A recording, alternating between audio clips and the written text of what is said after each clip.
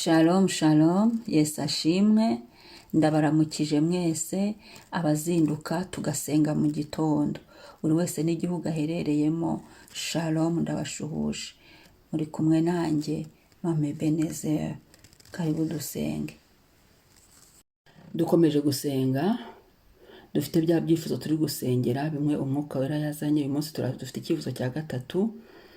Icyo turi gusengera uyu munsi, turasenga ngo induru z'imiryango, Imana idutabare kubw'induru z'imiryango, Imana ineshe induru z'imiryango, Imana iturinde induru mu miryango, Imana iturengere mu bantu bose bari bafite imiryango irimo induru. Izo nduru ziceceke mu izina rya Yesu Kristo. Kandi turasenga, nk'uko rero avuze ngo dusenge kwirukana umwuka uteza intambara mu miryango. Tuvuga ngo intambara, amakimbirane, amahane, kutumvikana, izo ntambara zose, intambara, ibibazo biri mu miryango ni byinshi. Intambara ni nyinshi, izi intambara z'abadayimoni, intambara z'abantu, intambara z'ibihe ni byinshi, intambara zihagurutswa na za karande ni byinshi. Ariko ibyo byose hari Imana iri hejuru ya byose yaje kudutabara. Birakorwa n'iki? No gusenga. Niyo mpamvu nkunda kuvuga ngo fungura umunwa usenge, haguruka usenge, iga gusenga, nta kindi kizadutabara.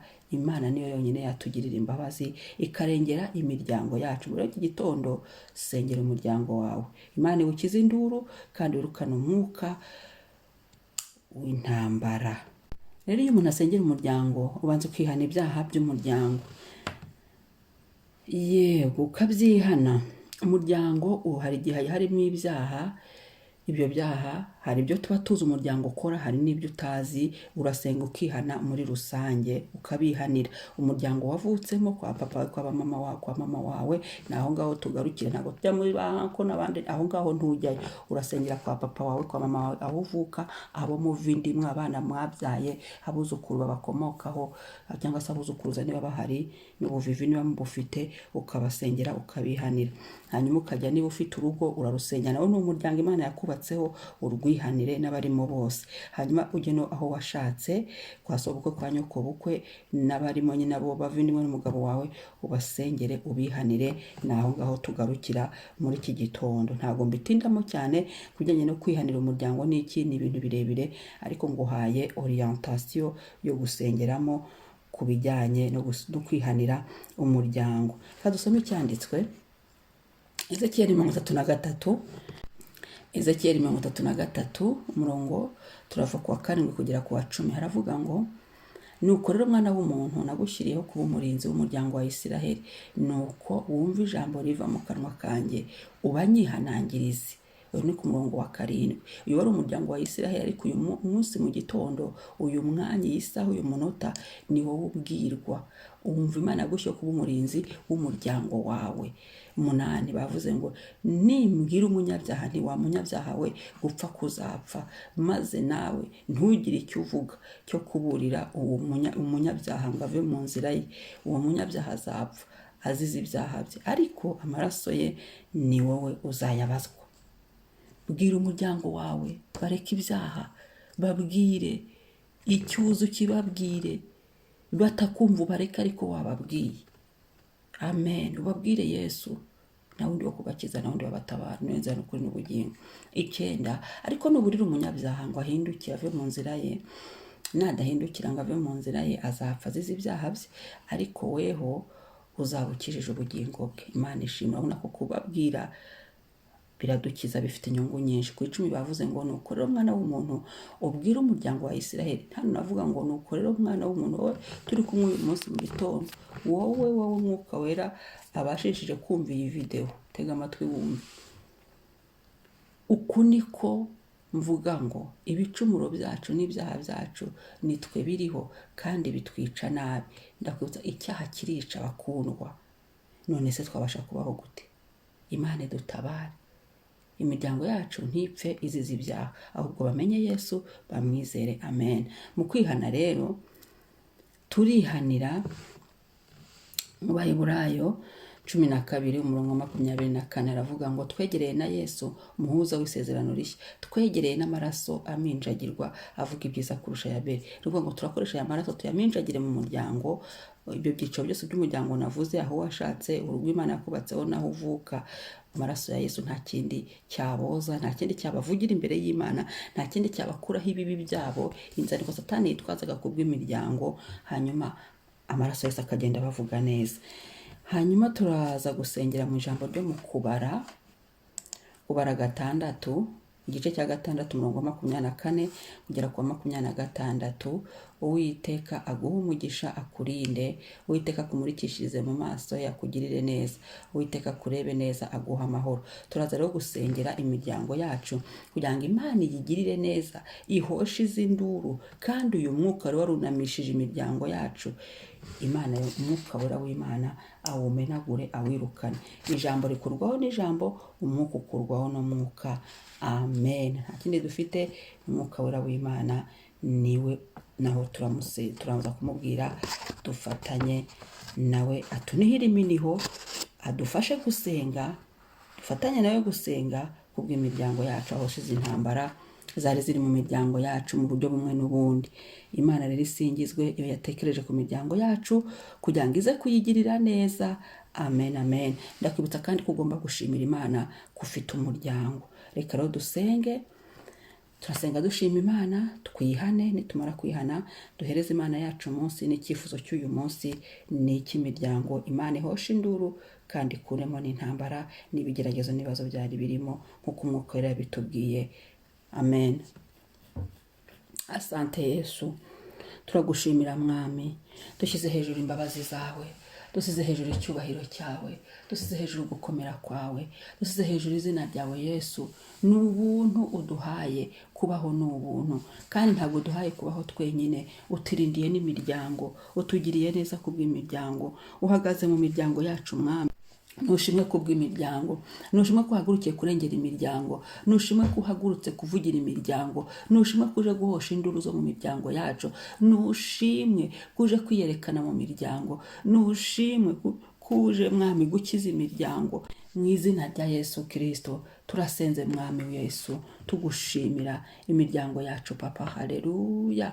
Nihabwe umugisha, nibabarirwe imbere yawe, imbabazi zawe Mwami nizinyure mu miryango, nibabarirwe imiryango tuvukamo Mana, bo tuva indimwe, bababarira abana twabyaye, buzukuru barimo Yesu Kristo, nibababarirwe. Turasenze ingo zacu nizibabarirwe ibyaha byo mu ngo, Mwami Yesu abarimo bose nibababarirwe, aho twashatse ibyaha Mwami bibababarire, buri cyandiko cy'ibyaha cyabaregaga kibabarire Mwami. Induru zari zirimo mu miryango aho twashatse, induru zari zari aho tuvuka, induru zari ziri mu ngo Mwami babarira mu izina rya Yesu. Intambara zari zirimo, rimwe na rimwe ugasanga abantu bagiguye mu byaha kubera intambara n'ibibazo no kugeragezwa no kunanizwa.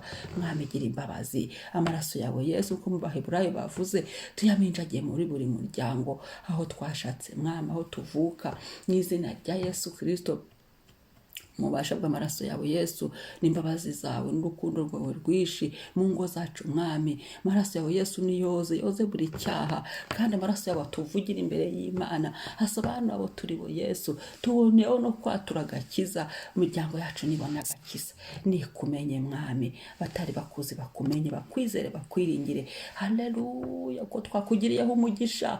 Oh Mwami, Mwami, ko twakugiriyeho umugisha, mwuka wera w'Imana. Imiryango yacu nibona imbabazi, nibabarirwe, igirirwe neza nawe Yesu. Haleluya, haleluya.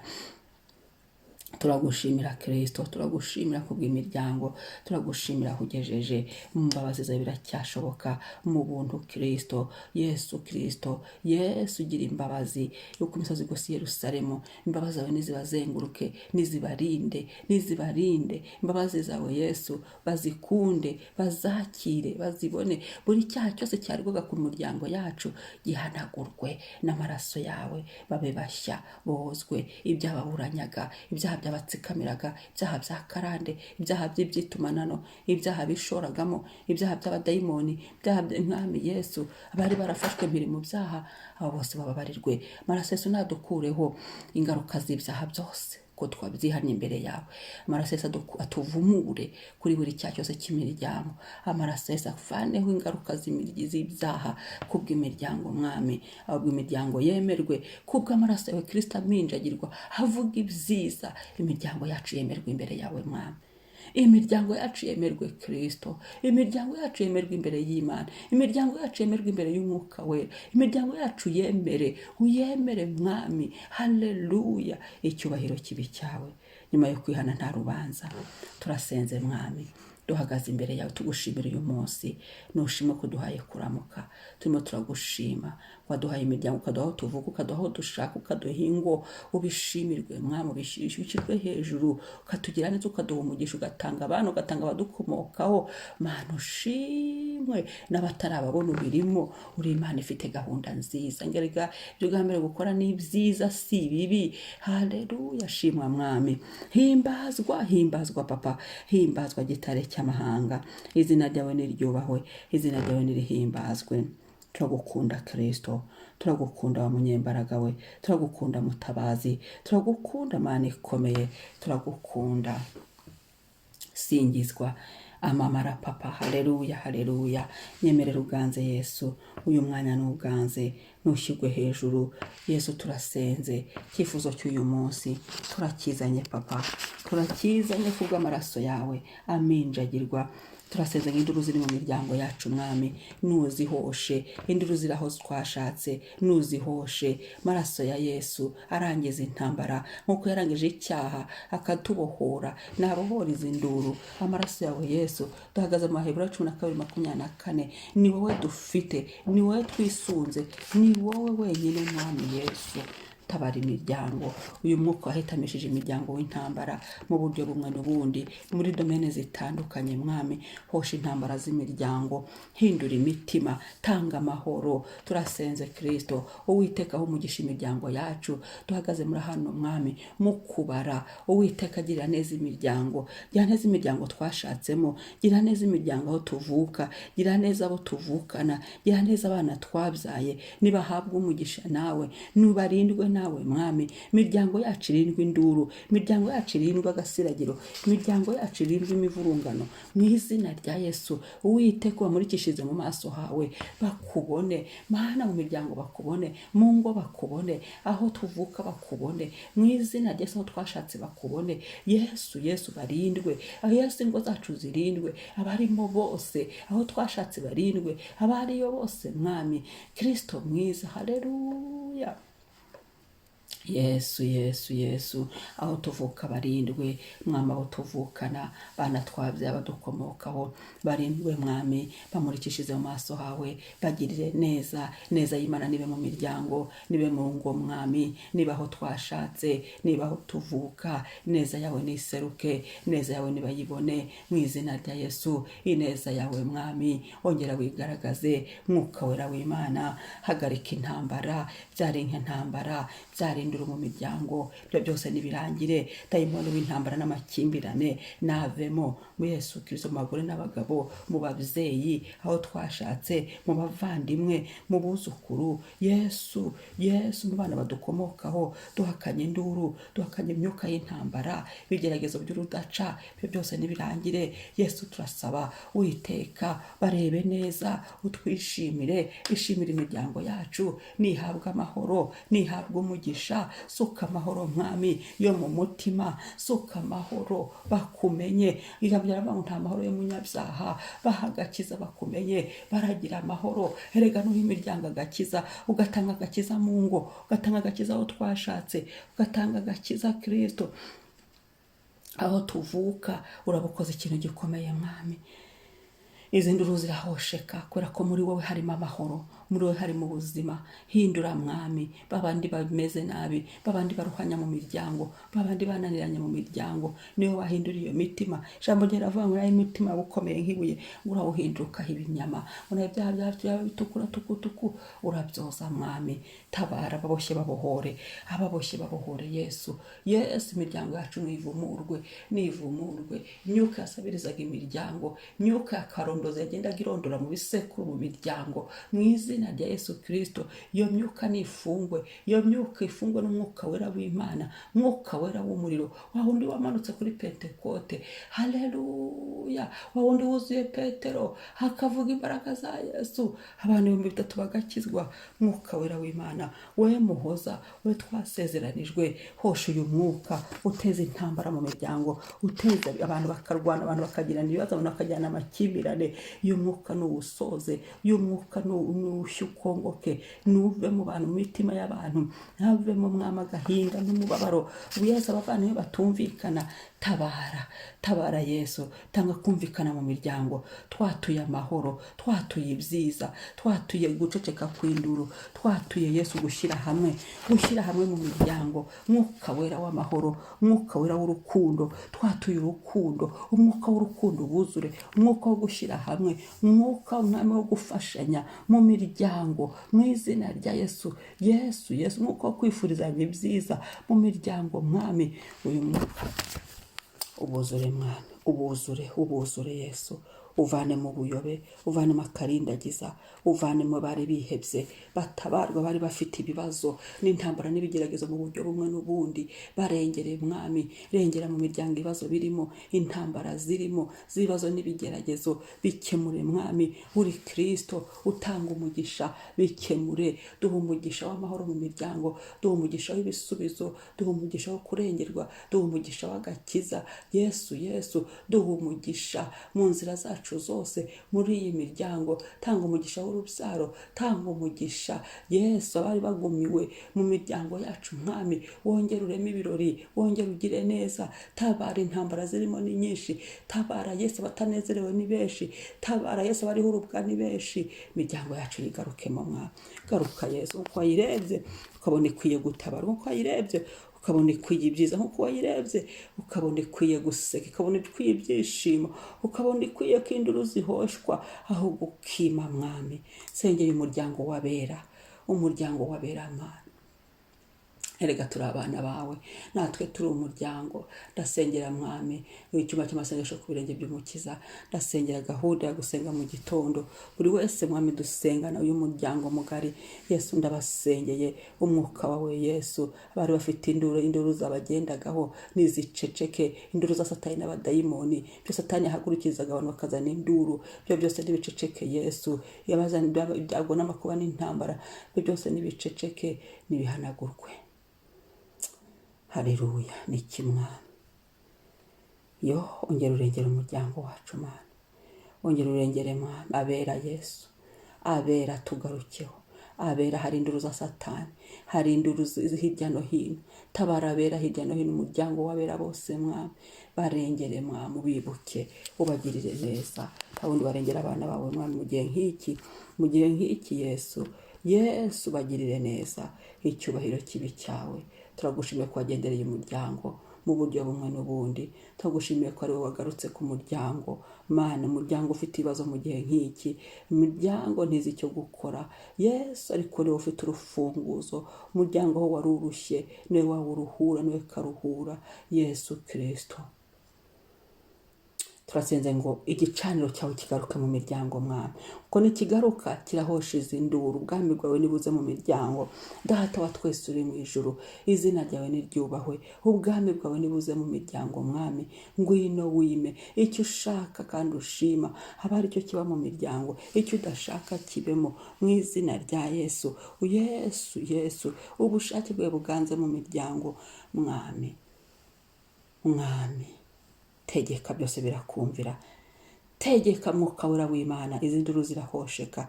Tegeka batezaga induru, tegeka inzira Satani yacagamo kugira ngo mu miryango haboneke induru, izi nzira zifungwe. Kandi aba bantu baceceke, ubaha agakiza, ubahindura, ubaha amahoro, ubanezeza mu izina rya Yesu. Izi ntambara zihagarare, utabara imiryango mu izina rya Yesu Kristo. Turagushimiye Yesu, turirukana uyu mwuka w'induru, uyu mwuka uzana amakimbirane, uyu mwuka w'intambara mu izina rya Yesu. Wa mwuka we sohoka mu izina rya Yesu Kristo. Mwuka wera w'Imana gutwike aho wari waracumbitse, abo wari wagize icumbi wacagamo kugira ngo uze uteza intambara. Mu izina rya Yesu, inzira wacagamo tsutse mu muriro w'Imana, tsutse mu muriro mu izina rya Yesu. Urakoze Kristo, turagushimiye niwe Mana nkuru, turagushimiye Mukiza, turagushimiye kwibutsa imiryango yacu, turagushimiye icyo tugiye kubona mu miryango, turagushimiye abo ugiye kubohora mu miryango, turagushimiye amahoro uduhaye mu miryango, turagushimiye umugisha usutse mu bagore n'abagabo, turagushimiye umugisha usutse mu babyeyi, turagushimiye umugisha usutse aho twashatse kwa mabukwe kw'abadata bwo kubara mu kazi kwa Mwami Yesu. Turagushimiye umugisha usutse mu bana twabyaye, mu buzukuru, mu buzukuruza abadukomokaho. Turagushimiye Papa ibintu uhinduye, turagushimiye uburyo ushyizeho inzira uciye, turagushimiye icyubahiro utanze mu miryango. Iyo ari isuzugura ukayubahisha Mwami, iyo ari ibuze kwigira ukabuyihaye kubona Umwami. Abari babonye kuba bari basebye bababaye kubera intambara no kugeragezwa n'ibibazo, ibyo byose ukaba ubikemuye Mana. Turagushimiye Kristo, icyubahiro n'ikibi cyawe. Amen, amen. Umwami ahimbazwe, umwami ashyirwe hejuru. Haleluya, haleluya. Ndakwibutsa, niba utarakora subscribe, ujye ukora subscribe kandi usangize n'abandi babashe gusengera imiryango yabo. Wibuka ukore na commentaire, hari icyo nibagiwe nawe wakinyibutsa. Shalom, shalom.